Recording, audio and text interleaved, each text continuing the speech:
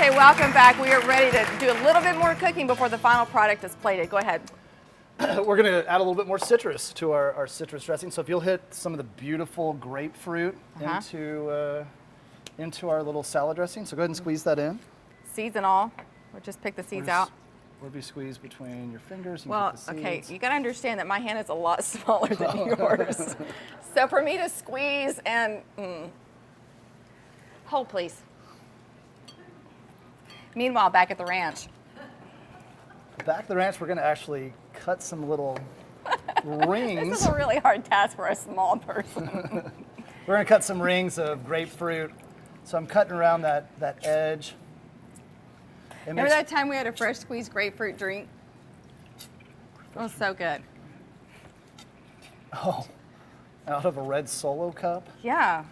Yeah, apparently those farmers enjoy their jobs and maybe don't operate heavy machinery after a certain time of day, because they all had some red Solo cups. Full of fresh squeezed grapefruit juice. Among a couple other things.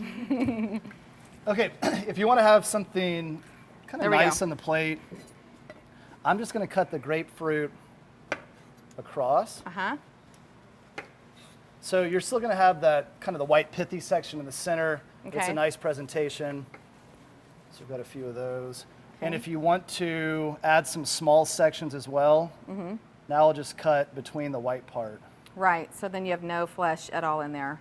Yeah, not part that's going to make it really tough and difficult to eat. That's the sweet part. Oh, it's so good. Start pulling the kale off of the rib and putting it into our salad dressing. Right in here. You got it. Just throw it in the bath? Throw it in the bath. Nice. It's so lush right now, too, out there in the valley. It is. Okay, I'm also going to get ready. I've got a few other things here. I've got some Texas pecans from the Gilbert Pecan Company from there. It's a little bit more sweet to go with the pork.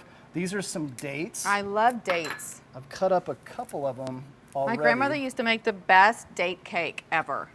Date cake? I've never had that. Date cake. I'll make it for you sometime since you don't bake. And I don't use crock pots. Or casserole dishes, just saying. What you do want to do, if you don't want to lose a filling, is when you cut up in your dates, most of them are not seedless. There's a tiny little seed that is incredibly hard. So you want to make sure you pull that out before you go and cut the dates. I think we've been eating the seeds the entire time. My grandmother never told me that trick. Wow. Were there dental issues in your family? Little avocado. There weren't. So I'm going to open this up. Oh, I'm going to pop that seed out. Okay. And then use the back of the knife, cut this into slices.